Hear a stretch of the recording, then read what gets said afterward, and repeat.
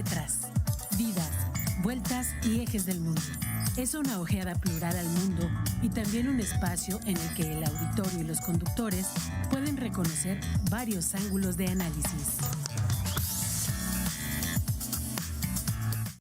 Muy buenos días, público de TV UAC, que nos sigue en el canal 24.1, a los que nos siguen por Radio Universidad en el 89.5 de FM. Los saluda Ángel Valderas Puga con mi compañera, la maestra Rocío Méndez. En esta emisión de Tetras, que es una emisión en vivo, este miércoles 4 de junio, nos pueden llamar al teléfono en cabina 192-1200, extensión 37120. Para los que nos siguen por televisión o por la transmisión de YouTube, aparecen ahí en pantalla. Y el 442-192-1293. 442-192-1293. Y el otro, el teléfono central de la universidad, extensión 37120. 442-192-1200. Nuestro espacio en Facebook, Tetras Radio UAC. Pueden seguir esta transmisión en tiempo real o de manera diferida, como lo hacemos mucho en muchos programas, en TV UAC Presenta, TV UAC en vivo, en el canal de YouTube. Agradecemos a nuestro productor, Manuel Villagrán. Este programa se repite los sábados a las 5 de la tarde. Hay una retransmisión. Rocío, muy buenos días. Buenos días, Ángel. ¿Cómo estás? Bien, gracias. Qué bueno. Pues aquí estamos en... hoy el tema, les anunciamos al público, por si también nos quieren escribir, lo vamos a destinar a lo más relevante que sucedió en esta semana. Hay muchas cosas, ¿eh? Los aranceles de Trump, que vuelven a elevar al acero, al aluminio, pero que no son exclusivos en contra de México. Aquí lo llegamos a comentar. Sin embargo, este domingo hubo una elección histórica.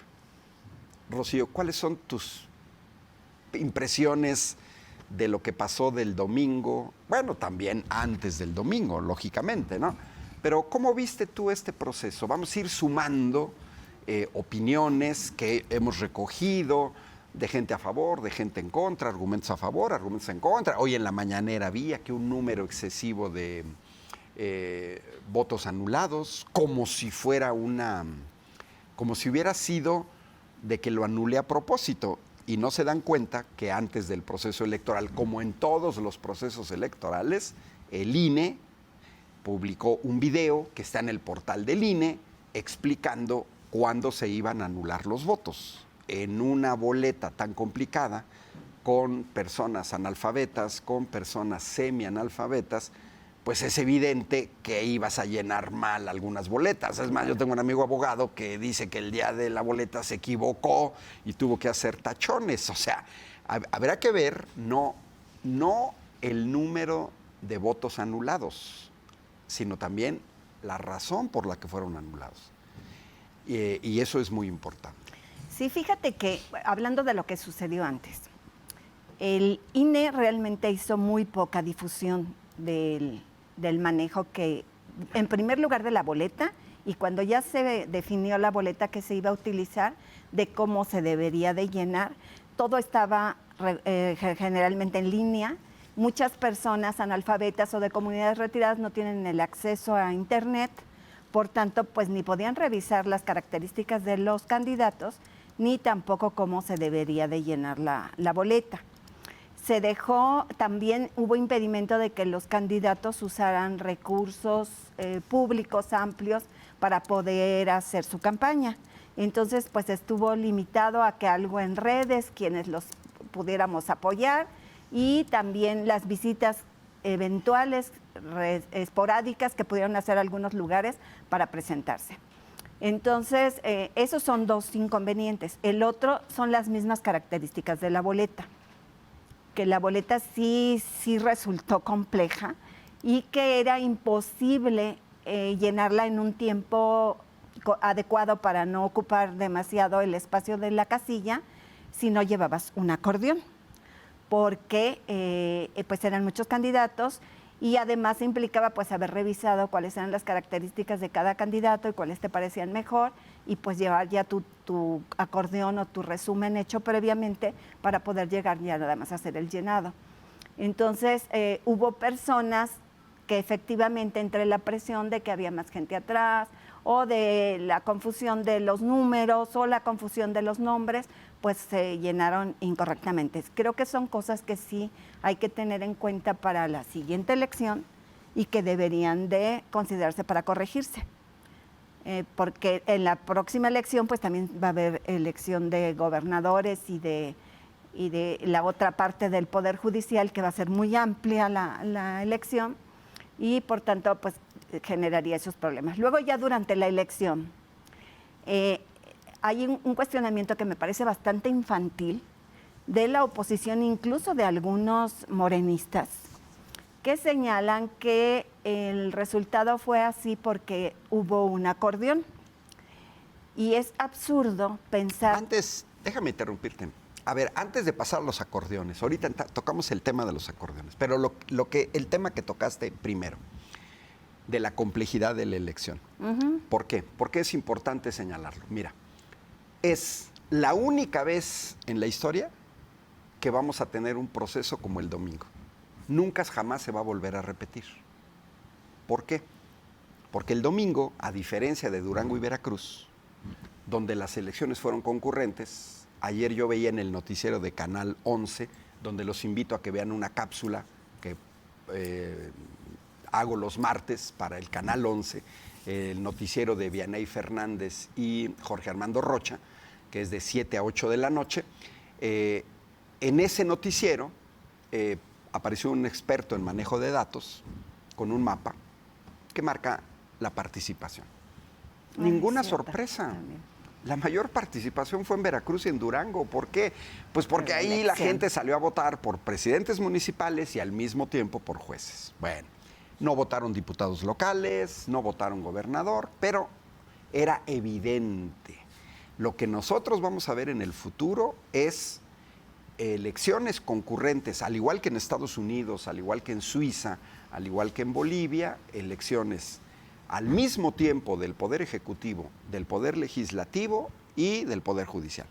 Pero ya no vamos a vivir el proceso del 1 de junio por una razón muy sencilla. Mira, elegimos a 9 ministros de la Suprema Corte que van a tener una duración de 12 años sin reelección. ¿Eso qué significa? ¿Que vamos a volver a votar dentro de 3 años por ministros de la Corte? No. ¿Dentro de 6 años? No. ¿Cuándo vamos a volver a votar por ministros de la Corte? Hasta 2037. Ahora, ¿eso va a coincidir que nos llenen de boletas? No, porque votamos por Tribunal de Disciplina Judicial, magistrados de la Sala Superior, salas regionales, y esos nada más duran 6 años sin reelección. ¿Qué quiere decir? ¿El año próximo vamos a votar por este tipo de magistrados? No. ¿Hasta cuándo? Hasta 2031. 2030. 31, porque se va 2030 porque se van a juntar con los procesos. Entonces, fíjate, Rocío, ya no vamos a verlo. ¿Cada cuándo vamos a recibir boletas al mismo tiempo de ministros de la Suprema Corte y magistrados de, por ejemplo, de la Sala Superior del Tribunal Superior? Cada 6 años. No, cada 12 años van a coincidir. Cada 12 años. Punto. Nada más. Ahora, ¿eso va a coincidir con la elección de magistrados de circuito y jueces de distrito? No. No. Porque esos duran 9 años. Entonces, quiere decir que ahora en 2027 no vamos a elegir. En 2030 no, tampoco vamos a elegir. Eso se va a ir hasta el 2033. Y entonces, ¿qué es lo que vamos a ver en el futuro? Votas por Poder Ejecutivo, presidente, gobernador, votas por Poder Legislativo, diputados federales, diputados locales, que esos son cada 3 años.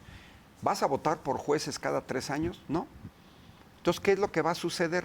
Bueno, que en algunos comicios, por ejemplo, aquí en Querétaro, en 2027, vamos a votar por Poder Ejecutivo, Legislativo y Judicial estatal, pero Judicial federal ya no, en 2027. En 2030 no votamos por gobernador, vamos a votar por senadurías, vamos a votar por diputaciones federales, locales, presidencias municipales, porque son cada 3 años. ¿Vamos a votar por integrantes del Poder Judicial en 2030? No, por ninguno, porque los estatales se van a elegir en 2027 y los federales ya se eligieron. ¿Cuándo va a ser el nuevo proceso de elección de magistrados? Va a ser hasta el 2030. Entonces sí, hay una elección, 2030. ¿Entre cuántos vamos a elegir? 22. Sí, que son muchos 22, menos. que son los 3 tribunales repartidos, que nos van a dar en el 2030 en Querétaro. Pues nos van a dar 3 boletas para Tribunal de Disciplina Judicial, para Sala Superior del Tribunal Electoral y para salas regionales del Tribunal Electoral. Punto. Nada más. O sea, eso, Rocío, para que quede claro a la población de que este proceso de votar únicamente por un poder, esto fue una sola vez en la vida, porque entró la reforma, pero se va a estabilizar y ya no vamos a votar. Y también es importante esto que tú señalas, porque tradicionalmente se incrementa la participación de votación cuando hay elección del Poder Ejecutivo. Exacto. O del Legislativo. Y efectivamente en esta ocasión fue solamente el Poder Judicial. Uh-huh. Y hay menos compromiso o motivación, digamos, de la mayoría de la población, además de que hubo el llamado de la oposición de no votar, porque también había desconocimiento de quiénes eran los candidatos y como que no se logra comprender la importancia de la participación ciudadana en una democracia participativa, claro, que es nueva, pues, digamos, en nuestro país. Tenemos en realidad 6 años y fracción en la que esto ha ocurrido y pues los ciudadanos estábamos acostumbrados previamente a que elegíamos el Poder Ejecutivo y el Poder Legislativo y ellos decidían por nosotros.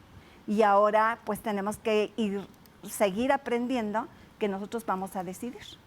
Vámonos a lo de los acordeones, Rocío. A ver, te interrumpí precisamente para cerrar ya esto. Sí, está bien. Ya de esto ya no platicamos, las elecciones es atípica, no se piense que de aquí en adelante así va a ser, no, ni en términos de abstención ni participación, no, esto ya no. Lo vamos a ver en 2027, que va a ser muy interesante con una normalización en 13 estados de la República. También hay que decirlo, que en la mayor parte del país se votó por jueces estatales. En Querétaro no, en 13 estados no. ¿Qué quiere decir? Que en 2027, en 19 estados de la República, no se va a votar por ni un solo integrante del Poder Judicial. No van a recibir boletas extras en 19 estados de la República. Los otros 13, incluido Querétaro, sí vamos a recibir las boletas para la elección de jueces estatales. Los acordeones, Rocío. Así es. De los acordeones yo mencionaba que, bueno, ha habido una plaga, digamos, de denuncias de que hubo un acordeón y que en función de ese acordeón se dieron los resultados y que todos los candidatos son pro 4T, los que ya resultaron electos como magistrados y que y como ministros, perdón, de la Corte, y que son porque se dio línea de cómo se tendría que votar. Me parece infantil el supuesto por 2 razones. Primera, porque el voto es libre y secreto.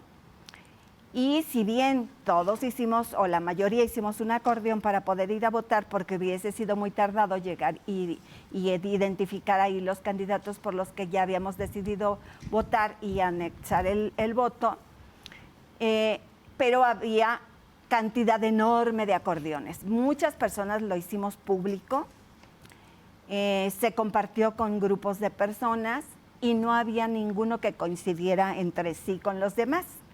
Entonces, resultaba bastante poco probable que el resultado hubiese sido homogéneo. Esa es una razón.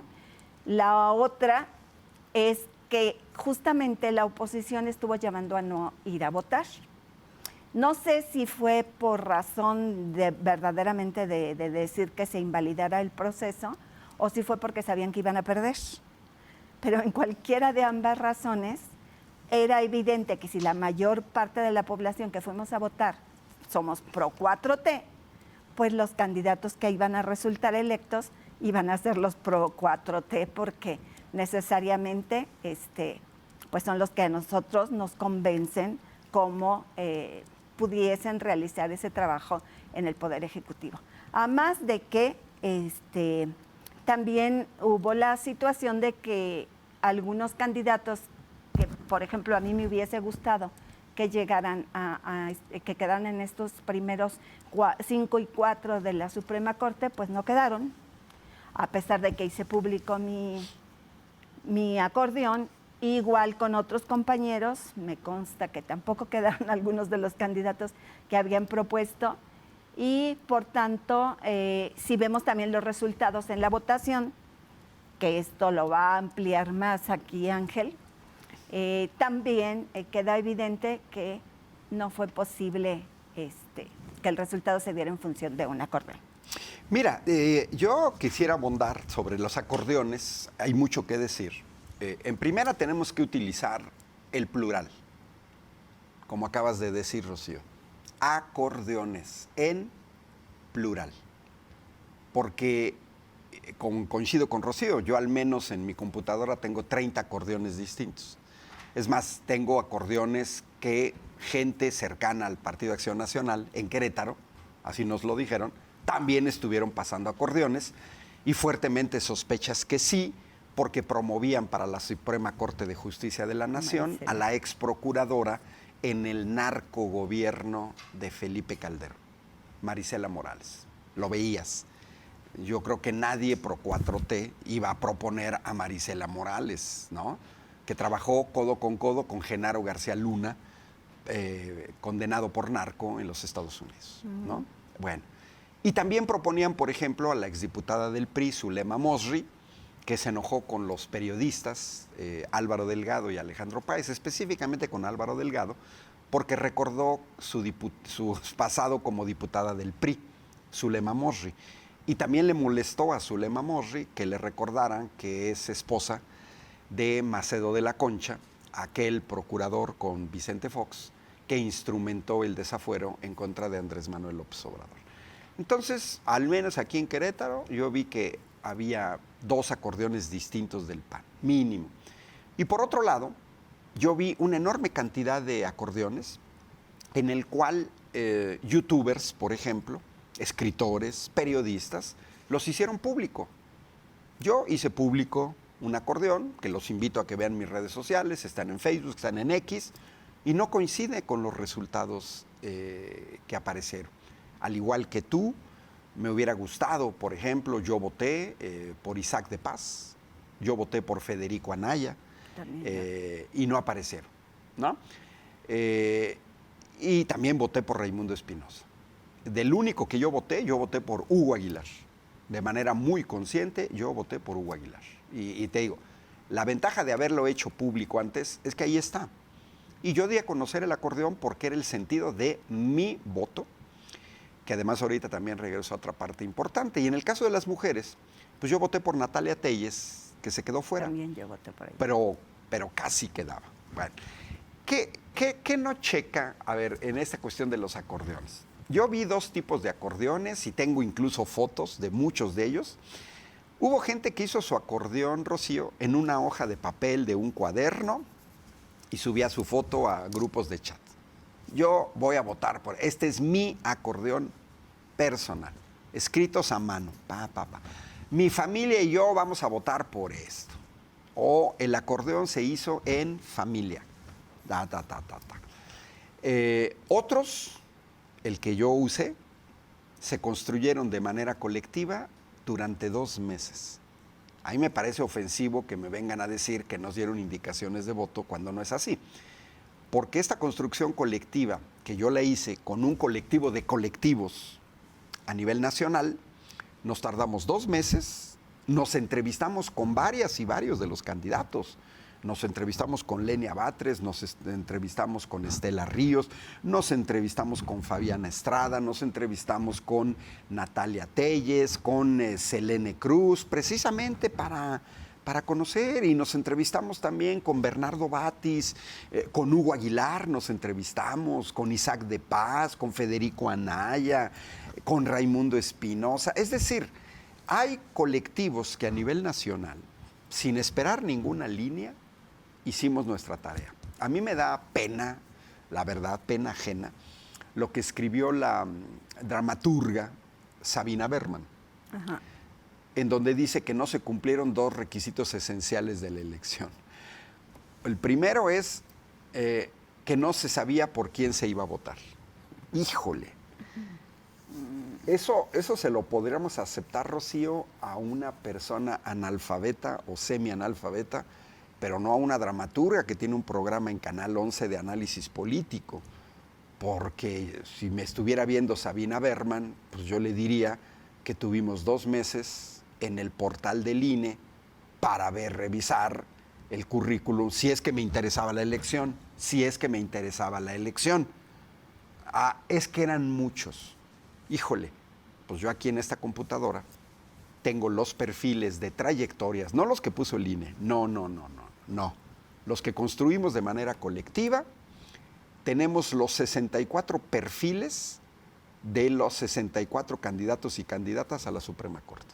Los tenemos así, los construimos de manera colectiva, revisando en las notas aquí, publicó sus declaraciones, las sentencias, con quién están ligados, que era la trayectoria política. Nosotros nos basamos en esos perfiles, no en lo que cada candidato puso en el INE. Así es que, bueno, es como Sabina Berman, me imaginé a uno de mis exalumnos, de los que no hacen la tarea, y entonces dicen, es que no pudimos hacer porque no. No, espérame.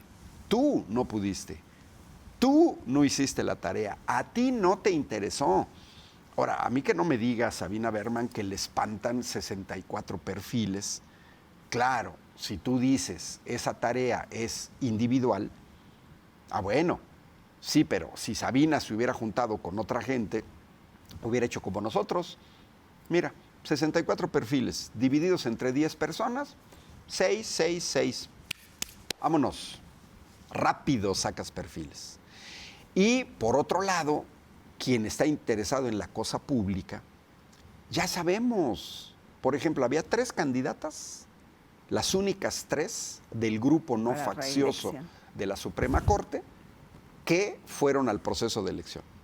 No se presentó Norma Piña, no se inscribió Pérez Dayán, no se inscribió Lainez Potisek, no se inscribió Ríos Farjat, no se inscribieron. Bueno, que no me vengan con cuentos, Sabina Berman, vamos a ponerla como paradigma, que no me venga con cuentos Sabina Berman, que no sabe o que no siguió la trayectoria en este proceso de Lenia Batres, de Yasmín Esquivel o de Loretta Ortiz. Por favor, o sea, que no me venga con esos cuentos.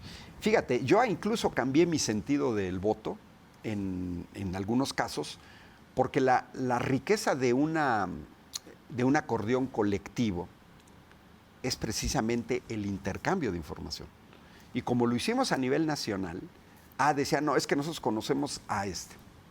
Por ejemplo, nos decía, no, es que Verónica de Gives es esposa del presidente del Tribunal Superior de Justicia de México, ¿conviene o no conviene? No, es que Selene Cruz pertenece así, es que Ana María Ibarra, es de Jalisco, la conocemos, la familia. O sea, la construcción colectiva es también una cuestión que tiene que ver contigo. Tú lo señalaste muy bien, Rocío. El voto es libre y secreto. Cada quien tuvo libertad de elegir. A mí me pasó todavía que la noche anterior, con compañeros de aquí, de la Universidad Autónoma de Querétaro, maestros y maestras, todavía estaban en duda la noche anterior por 1 o 2 perfiles. Y preguntaban, oye, tienes el perfil de Giovanni Figueroa, oye, ¿qué me puedes decir de Federico Anaya? Oye, ¿qué me puedes decir de César Gutiérrez? Etcétera.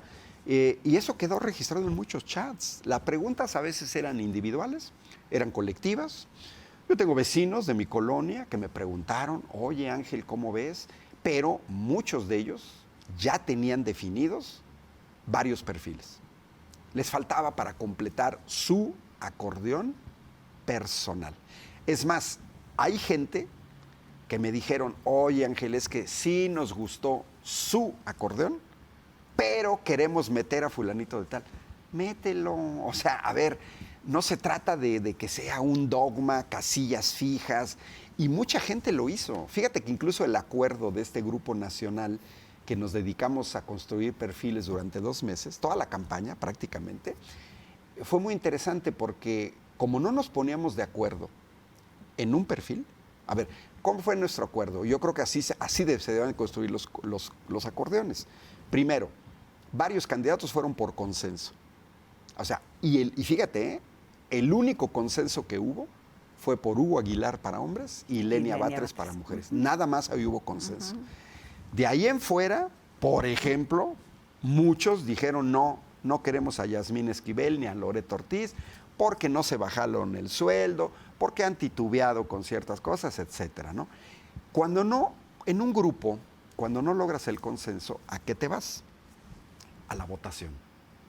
Ah, bueno, y si ya la mayoría dice vamos a apoyar a Natalia Telles y vamos a apoyar a Selene Cruz, bueno, pues entonces tú dices, me hubiera gustado votar por Loreta, pero si voy a hacer un acordeón personal, ¿para qué me meto a una discusión colectiva? Claro. Si a final de cuentas voy a hacer lo que yo quiera. No, el acuerdo que llegamos fue muy interesante, fíjate, muy interesante, porque hay gente que dijo, a ver, estamos de acuerdo en Lenia Batres, en Estela Ríos, en Natalia Telles y en Selene Cruz.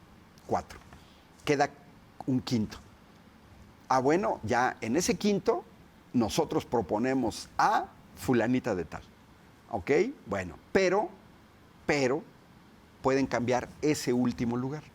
Ah, bueno, pues entonces hay gente que dijo, sí, yo esos 5 que quedamos en colectivo, está bien. Ah, pero yo quise meter a Yasmín Esquivel en vez del quinto lugar. Ah, otros metieron a Loreto Ortiz. Eso explica también, Rocío, la disparidad en los resultados, que es lo que vamos a comentar después del corte, porque hay mucho que decir sobre los resultados. ¿Algo más, Rocío, que tengas que decir de los acordeones?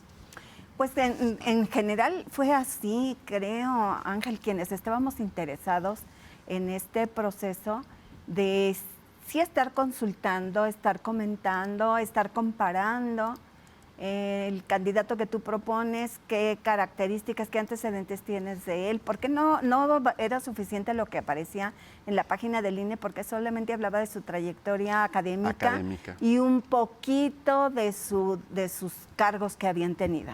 Pero con eso no basta para saber cómo es su desempeño político, su ética, o sea, cuáles son sus características como juzgadores o como abogados, y pues había que rascarle un poquito más a fondo. Y a veces hubo discusiones interesantes porque había quienes se apasionaban por defender a un candidato y quienes otros no estábamos de acuerdo con ese candidato y los argumentos de por qué sí, por qué no. Y fue muy interesante porque creo que incrementó mucho el nivel de politización de la sociedad en general, del pueblo en general, porque es algo que no se había dado antes. Nunca, como tú dijiste, es inédito esto que está ocurriendo. Nunca habíamos participado en la elección de estas personas y aun cuando se ha cuestionado, bueno, que si 13 millones nada más votaron, pues no son pocos 13 millones. Sí consideramos que fue voluntad de la gente salir a votar por estos candidatos para conformar el Poder Judicial, que tiene un impacto importantísimo en nuestra vida cotidiana, que ha tenido un impacto importantísimo en las decisiones incluso del Poder Legislativo cuando las echan para abajo, y que tiene un impacto en nuestra economía, tiene un impacto en nuestra democracia y en nuestra vida cotidiana, y que es pues trascendental que participemos en esas decisiones. Sí, gente que ha perdido empresas, gente que ha sido despojada de sus bienes, en herencias, derechos sociales, la ley del ISSSTE aplicada de manera retroactiva, etcétera, etcétera. Hay muchas cosas que decir. Nos vamos a ir al corte de la media hora y regresamos aquí en Tetras. Estamos analizando la elección del pasado domingo, 1 de junio, y vamos a abordar un poco más a detalle los resultados.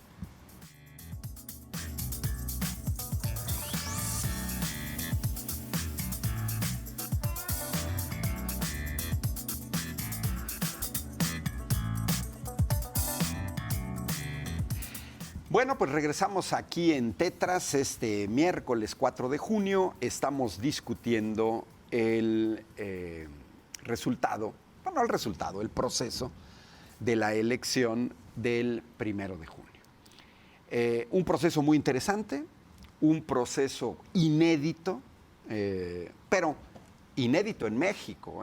O sea, aquí les recuerdo que hay 3 países que eligen jueces de manera regular.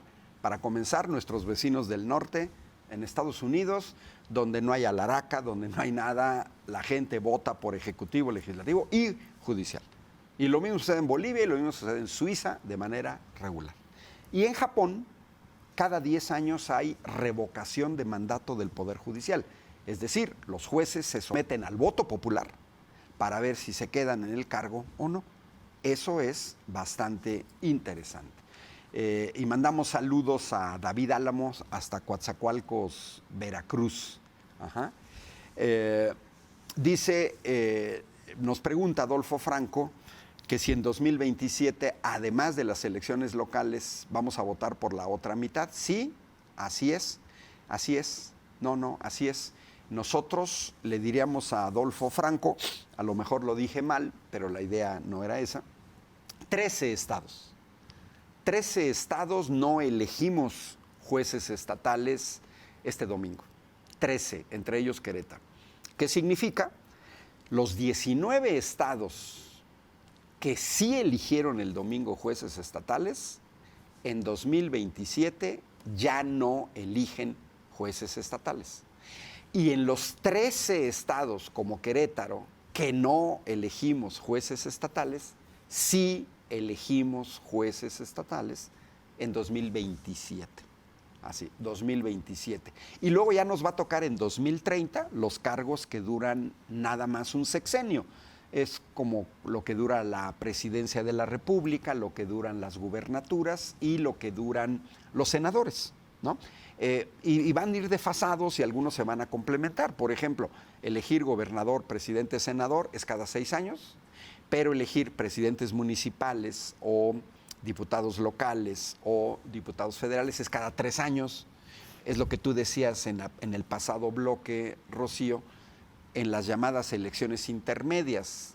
¿A qué se le llama una elección intermedia? Cuando no tienes una elección presidencial o una elección de gobernador, que son las que llaman más la atención a la gente tiene más tendencia a participar, y esto sucede en todo el mundo, no es México, no, en todo el mundo tienes votación cuando vas a elegir un alto cargo del Ejecutivo, intermedia cuando no, vuelves a subir en otra y ahí vas, ¿no? Se pueden ver en las gráficas muy, muy evidentes. Entonces sí vamos a votar en 2027 por los jueces estatales.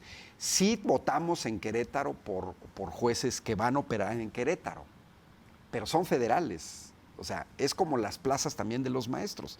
Hay maestros de nivel básico que tienen plaza federal y otros tienen plaza estatal. Hay gente del sector salud que tiene plaza estatal y tienen plaza federal. Pues hagan de cuenta que aquí elegimos a jueces y magistrados que tenían una plaza. Bueno, tantito. Y los federales por los que votamos en esta elección aquí en Querétaro son para segunda instancia. Entonces ellos no podrían intervenir en asuntos que se vayan a juicio por primera vez, sino una vez que haya una resolución que sea no satisfactoria o no conveniente para quien demanda, se irían a la segunda instancia, que son estos jueces federales por los que votamos en esta ocasión. Exacto, y lo que dice Rocío, estos jueces de primera instancia estatales son los que vamos a votar en 2027, al mismo tiempo que vamos a salir a votar por gobernador o gobernadora. Y mira, sobre la cuestión de los números, Yo ayer mi cápsula para Canal 11 fue muy sintética.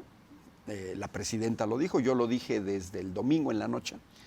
Tuve una entrevista en el espacio de YouTube de Manuel Pedrero, en Sin Máscaras, Reporteros MX, y el domingo en la noche, la entrevista comenzó a las 10 de la noche, ahí está grabada, quienes quieran verla. Yo señalé dos cosas. Una, a esa hora solamente se había capturado alrededor del 1% de los votos. Y yo les dije, nadie, eso no es de aquí no podemos hablar de una tendencia irreversible. Solo alguien con una ignorancia tremenda en estadística de nivel bachillerato se atreve a decir que con el 1% tienes una tendencia irreversible. Esa misma noche yo les dije, hay que esperar al 40% mínimo. Fox se declaró presidente en el año 2000 con el 40% de las boletas contadas. Luego, pero probablemente nos vayamos al 60-70% e incluso más en elecciones cerradas, por ejemplo, como las que vimos en Ecuador, con Luisa González y el junior Daniel Noboa, en donde en realidad no podías hablar de tendencia irreversible, sino casi hasta el final del proceso. Eso sucede en procesos muy cerrados. Y eso fue lo que pasó. Pero el otro dato que di ese día en la noche fue este. La oposición dice, es que son muy pocos votos, 13 millones. Y yo ese día les dije, sí, pero por el PAN, el año pasado, en una elección presidencial que son donde más gente sale a votar, votaron por el PAN 9 millones y medio. 9 millones y medio, menos de los que salimos a votar el domingo. Y también les dije, y por el PRI votaron el año pasado 5.7 millones. Entonces, si los priistas creen que 5.7 millones, que 13 millones son pocos, pues son menos de la gente que apoya al PRI y menos de la gente que apoya al PAN a nivel nacional. Entonces es como un autoflagelo. Y una cosa más, el panista Ricardo Anaya, de Querétaro, coordinador de la fracción del PAN, se dio un disparo en el pie interesantísimo. Lo pueden checar en internet, está el video donde el señor Ricardo Anaya acepta que con los gobiernos del PAN, de Fox y de Felipe Calderón hacían fraude electoral. Lo dijo claramente, ¿eh? Claramente Ricardo Anaya dijo, hace 20, 30 años se metían en las urnas, se hacían fraudes, etcétera, etcétera. Lo dijo en 2025. Hace 20 años era 2005. ¿Quién gobernaba? Vicente Fox. Es la primera vez que coincido con Ricardo Anaya de que hace 20, 30 años se hacía fraude y hace 30 años gobernaba Ernesto Zedillo. Entonces Ricardo Anaya aceptó, no fue un lapsus, fue un lapsus que se le salió la verdad a Ricardo Anaya al decir que se hacía fraude con el PRIAN y era la única manera de ganar elecciones. Bueno, mira, ahora sí podemos hablar de resultados irreversibles, Rocío, de manera seria, como profesores universitarios que somos, porque en este momento estoy conectado al portal del INE, que se llama Cómputos Distritales Judiciales 2025, y en el caso de la Suprema Corte de Justicia de la Nación, se tiene ya un avance del 99.82%. Prácticamente. Salvo que hubiera una parte muy cerrada, hay que tomar en cuenta que votamos 13 millones. Todavía cuando faltaba un 10%, faltaba por contabilizar 1.3 millones. Cuando te falta un 1%, te quedan por contar nada más 130,000 votos. Aquí ya no llegamos ni a 130,000 votos, ya van el 99.8. ¿Qué quiere decir? Faltarán 10,000 votos. Bueno, 10,000 votos. A ver, con las votaciones actuales, mujeres, Lenia Batres, 5,700,000. La puede alcanzar Yasmín Esquivel, que está debajo 550,000 votos. No, porque ya no hay 550,000 votos por alcanzar. Ya Lenia Batres va a ser la mujer más votada. Tercer lugar, Loreto Ortiz, casi le llega a los 5 millones. Anda 200,000 votos abajo de Yasmín Esquivel. Ya no la va a alcanzar. Cuarto lugar, María Estela Ríos, 4,600,000. Va a 300,000 votos abajo de Loreto Ortiz. No la va a alcanzar. Y el lugar más importante, porque es el quinto, Sara Herrerías, tiene 1,5 millones menos de votos que María Estela Ríos. No, pues no la va a alcanzar. Y por quien yo voté, y si me ve le mando un saludo a Natalia Telles, porque yo voté por ella, también va 800,000 votos abajo de Sara Irene. ¿Qué quiere decir? Natalia ya no entra. Y en el caso de los hombres, la gran sorpresa, que fue Hugo Aguilar, con más de 6 millones de votos, lo que lo lleva directamente a la presidencia de la Suprema Corte, porque esas eran las reglas. Giovanni Figueroa sacó la mitad de votos casi, 3,5 millones. A mí también me sorprende que hablen de un acordeón único. Sí, ese comentario quería hacer. Es que los resultados, si hubiese sido así un acordeón único, el resultado de la votación sería idéntico para todas las mujeres y para todos los hombres. Eso no habría un ganador. Exacto. Es si a mí me eso. dicen, no, es que un acordeón único donde venía, que sí hubo, sí hubo. A ver, porque sí hubo, yo los vi.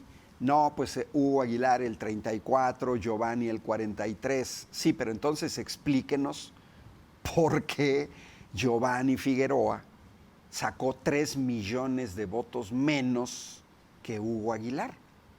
O sea, eso desmonta totalmente. Eso quiere decir que 3 millones de personas no le hicieron caso. Así, 3 millones de personas no hicieron caso. ¿Qué sospechamos en el caso de Hugo Aguilar? Que apareció en varios acordeones. Eso sí, y entonces gente, por ejemplo, el que nosotros dimos a conocer públicamente, no aparecía Giovanni Figueroa. Bueno, pues entonces la gente que siguió nuestro acordeón prefirió votar por otra persona, pero no por Giovanni Figueroa. Entonces eso explica, y no fueron pocos, 3 millones. Irving Espinosa anda alrededor de los 3,400,000, casi 200,000 votos menos que Giovanni Figueroa. Y Arístides Guerrero, que ahí sí para que veas, entre Arístides Guerrero e Irving Espinosa podríamos decir casi empatados. 3,471,000 y 3,470,000. Por ejemplo, con el número de boletas que faltan, unas 10,000, Arístides Guerrero podría superar a Irving Espinosa, sí, porque la diferencia es de 1,000 votos, es de 1,300 votos. Yo no lo creo, porque eso implicaría que de los votos que faltan por contar, prácticamente todos fueran para Arístides Guerrero y ninguno fuera para Irving Espinosa. Pero también muy interesante contra esta de la línea son los que se quedaron fuera. Isaac de Paz, 2,800,000, ya no entra, ya es una diferencia de 600,000 votos. Federico Anaya, que yo voté por Isaac de Paz y voté por Federico Anaya, 2 millones, casi 2,600,000.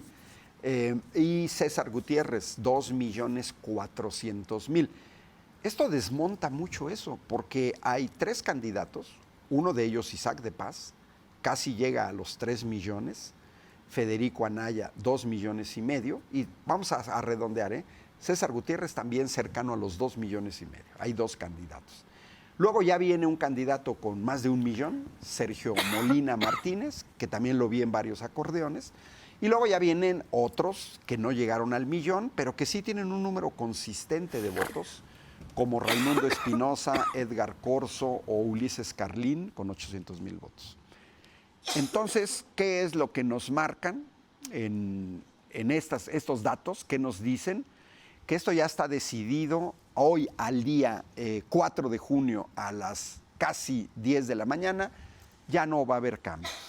Y lo mismo sucede con el Tribunal de Disciplina, porque el Tribunal de Disciplina Judicial, 5 lugares, 3 mujeres y 2 hombres, se ha contabilizado hasta este momento 75% de los votos.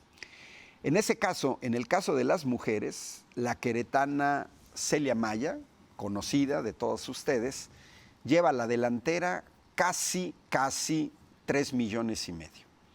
En segundo lugar, Eva Verónica de Gives, con 3.300.000, o sea, 200.000 votos de diferencia. Yo digo que con este resultado va a quedar Celia Maya como primera mujer más votada. Y luego viene más abajo, otros 600.000 votos más abajo, Isabel García Pérez, 2.700.000. Y luego vienen dos candidatas, Ariadna Camacho y Uribe Obregón Denise, con 1,5 millones, con 1,100,000 votos. Yo creo que ahí también las tres primeras que señalé ya quedaron, seguro, va a 75%. Aquí sí, la diferencia de votos es lo que nos permite decir que es una tendencia irreversible. Y en el caso de los hombres, Bernardo Batis obtiene también más de 3.100.000 por debajo de Celia Maya. Lo que implica que con la misma regla Celia Maya se va a convertir en la presidenta del Tribunal de Disciplina. Más atrás, muy atrás, casi 600.000 votos atrás viene Rufino León, y luego ya vienen candidatos que no van a quedar porque tan solo ve la diferencia. Ahí entran dos hombres. El tercer hombre lleva 800.000 votos, son casi 2 millones de votos menos que el que va en segundo lugar. ¿Qué quiere decir? Que ya no entró. Y en el caso del Tribunal Electoral del Poder Judicial, todavía no podemos hablar de tendencias porque apenas va el 38%. Y encabeza Claudia Valle Águilas 8 con 1 millón, casi 1.200.000. Lleva casi el doble de la que va en segundo lugar, María del Rocío Valderas Fernández, que no es mi familiar, que lleva 676.000. Yo creo que va a quedar Claudia Valle Águilas 8 porque lleva el doble de votos que las dos que siguen en segundo y tercer lugar, que son Gabriela del Valle, que lleva también alrededor de 600.000 votos. En realidad, María del Rocío Valderas ya casi llega a los 700.000 votos, pero solamente es el 38%. Y después pueden checar ahí los resultados, cualquiera puede seguirlos, yo lo tengo permanentemente abierto este portal, se llama Cómputos Distritales Judiciales 2025, para ir viendo el avance. No podemos decir nada de las salas regionales, apenas va el 10% de las actas, tribunales colegiados no va ni el 1% y juzgados de distrito tampoco ni el 1%. ¿Por qué? Porque así era el calendario de resultados que decía claramente cómo se iban a ir presentando los resultados. Y bueno, ¿cómo ves, Rocío? ¿Qué más podemos decir ya de estos resultados desagregados? Pues en primer lugar quiero decir que fue relativamente rápido el conteo y el dar a conocer los resultados porque se había previsto que como en las casillas solamente se iba a contar el número de boletas que había por cada una de las elecciones que se iban a hacer y que el INE iba a contar o estuvo contando todos los resultados por candidato, que podría ser mucho más tardado, pero ha sido relativamente rápido, prácticamente un día y fracción por sala, que es relativamente rápido. Y bueno, pues los resultados han sido pues muy significativos, yo creo que para quienes están obteniendo los primeros lugares y que se harán cargo de la presidencia, sí hay un desfase importante entre el segundo candidato y los terceros y los consecutivos, y que esto implica pues una preferencia clara para quienes ocupen las presidencias de los espacios. Hay candidatos que fueron propuestos por todos los sectores de la sociedad, no solamente por un sector pro 4T, sino fueron por diversos sectores y que obviamente se está manifestando en los resultados que obtuvieron también en la votación. Entonces, bueno, yo creo que la manera en que se ha manejado sí ha sido suficientemente clara, es transparente y que da poca posibilidad de que se cuestione que haya habido un acarreo o un fraude electoral como algunos lo han afirmado. No, mira, fíjate, la gente que dice el fraude, he visto gente que no quedó su candidato y porque no quedó su candidato hablan de fraude, es verdaderamente absurdo, porque solamente están viendo a los que ganaron. Pero así no se hacen en los análisis numéricos, es algo totalmente absurdo. Ellos tienen que checar los votos de los que ganaron y de los que no ganaron para entonces sí señalar, porque tú lo dijiste hace rato, Rocío. A ver, en una elección de Estado, vamos a suponer, donde a la gente se le coacciona para ir a votar y se supervisa su voto, ¿qué tendríamos que haber visto? Lo que tú señalaste hace rato. Los candidatos de un supuesto acordeón tendrían que haber tenido todas y todos el mismo número de votos, aproximadamente, ¿no? Aproximadamente, porque entre los votos anulados y lo que sea. Que me expliquen por qué hay una diferencia entonces entre Lenia Batres, con casi 6 millones de votos, y Sara Herrerías, que tiene la mitad. O sea, a ver, que me expliquen. Entonces, ¿qué fue lo que pasó? Pues no que todos iban a votar por ahí. Que me expliquen por qué hay más de 1 millón de votos de diferencia con María Estela Ríos y Loreto Ortiz. Y en el caso de los hombres, pues lo mismo. Hugo Aguilar le dobla de votos a los demás. Entonces, bueno, pues se va a seguir hablando, Rocío, se nos acabó el tiempo, se va a seguir hablando del 1 de junio, los resultados, la toma de posesiones el 1 de septiembre, y rápidamente antes de irnos les doy el calendario también para que vean, ya estaba planificado por el INE. Hoy resultados, desde ayer resultados para ministros de la Suprema Corte, miércoles hoy resultados del Tribunal de Disciplina, mañana jueves resultados de la Sala Superior del Tribunal Electoral, viernes magistraturas de salas regionales del Tribunal Electoral, domingo magistraturas de circuito, martes jueces de distrito. Nos vemos a la próxima, los saluda Ángel Valderas Puga y Rocío Méndez. Los esperamos aquí el próximo miércoles con Sergio Becerril y Gonzalo Guajardo en una emisión más de Tetras. Hasta la próxima. Hasta la próxima. Esto fue Tetras, vidas, vueltas y ejes del mundo. Programa que se asoma a la vida humana en sus diferentes expresiones, queretana, nacional o mundial. Una producción de TV UAC y XHUAQ Radio Universidad. Gracias por acompañarnos.